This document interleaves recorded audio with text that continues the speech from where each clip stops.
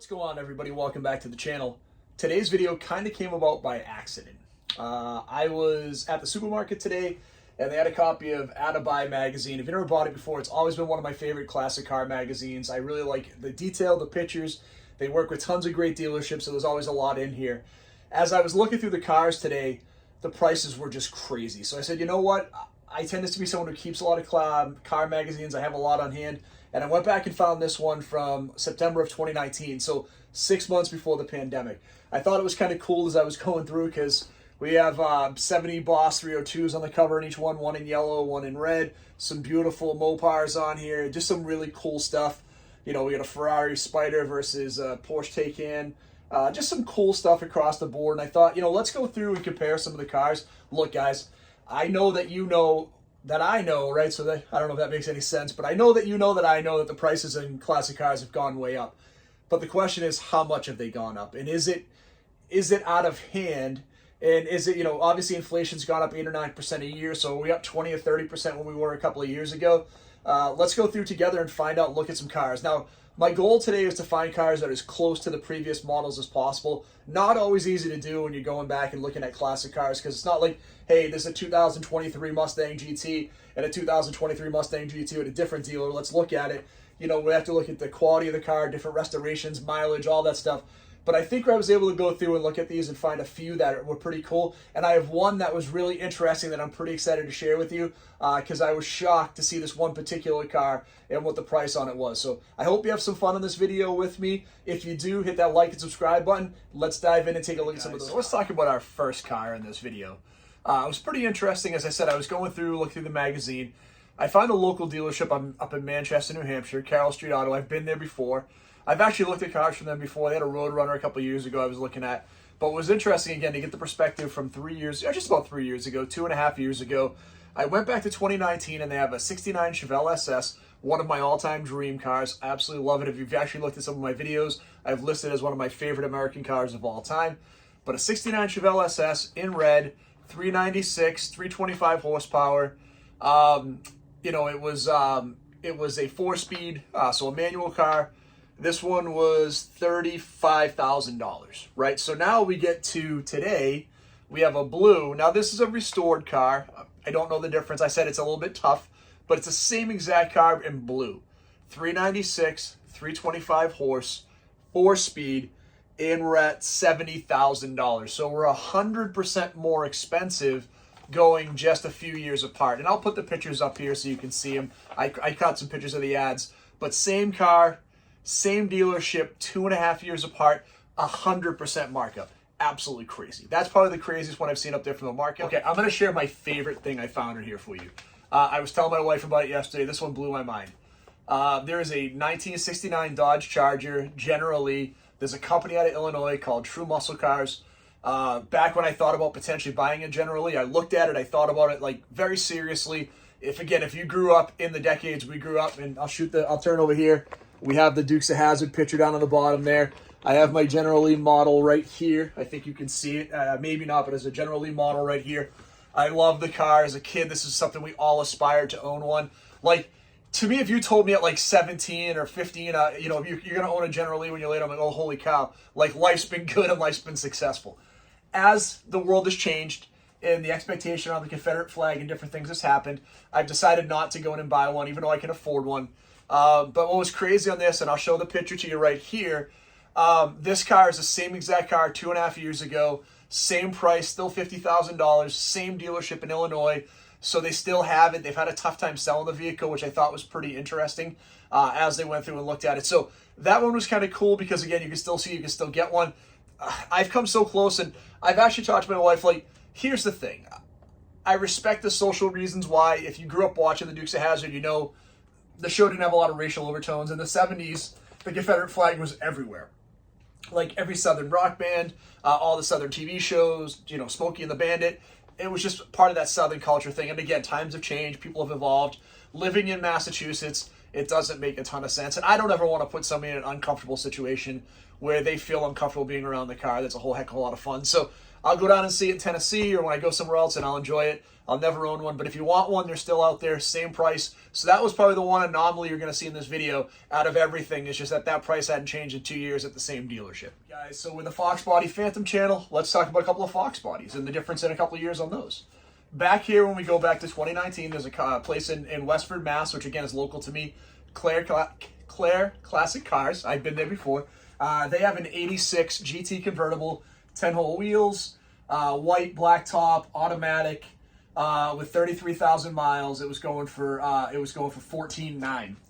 When we get into now, we go back to Carroll Street Auto, which is that dealership up in New Hampshire. So again, same general area. These two dealerships are maybe 45 minutes apart. They have an 84 GT350 convertible, you know, for $23,900 with 22,000 miles on it. So a $9,000 price difference. Here's the thing. You do pay a little bit more for the anniversary edition. People love that GT350, the white and the red, the special edition, 20th anniversary. So let's say it's a 20% markup.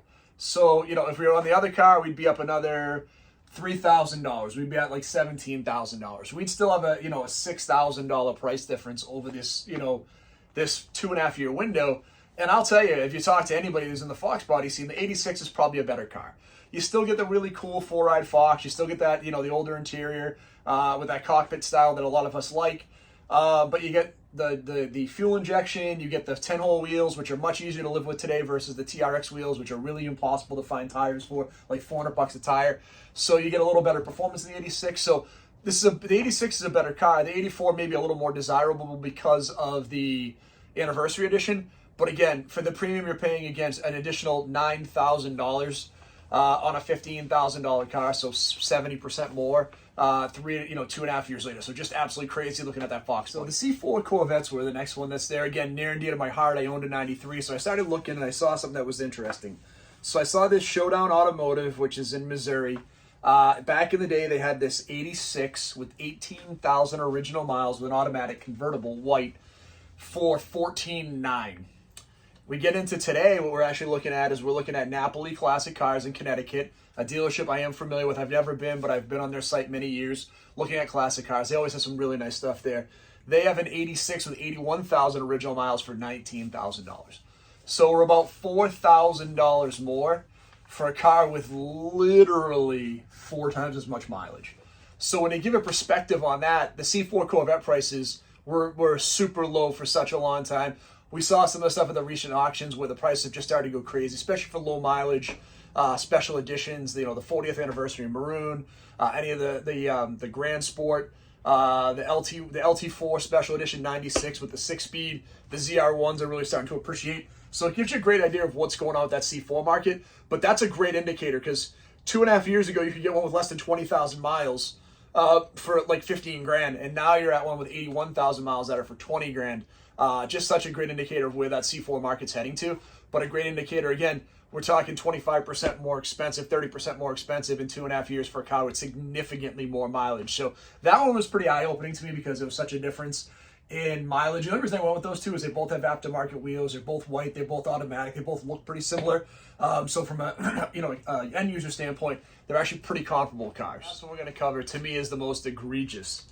Again, I need to reiterate on this. I'm not beating up these dealers. I'm really talking about the industry and what's changed the last couple of years and how much we're all paying more for everything, but this classic car market is just absolutely crazy. So I found was 71 to 73. So when I started looking for a car 2 years ago, I really liked that body style Mustang Mach 1 and the Fastback. I think it's a sharp car. A lot of people don't like it with the long nose and the short rear end. They kind of balk at anything after 70. But I really do like that car. I thought it was pretty sharp. And honestly, when I started looking at classic cars again a couple of years back, I thought, you know what, my go-to for this is going to be like a 71 to 73 Fastback because they were like 15 grand all day with a 302 or a 351. That market exploded like 2 years ago. And this is probably, like I said, the most egregious example I found.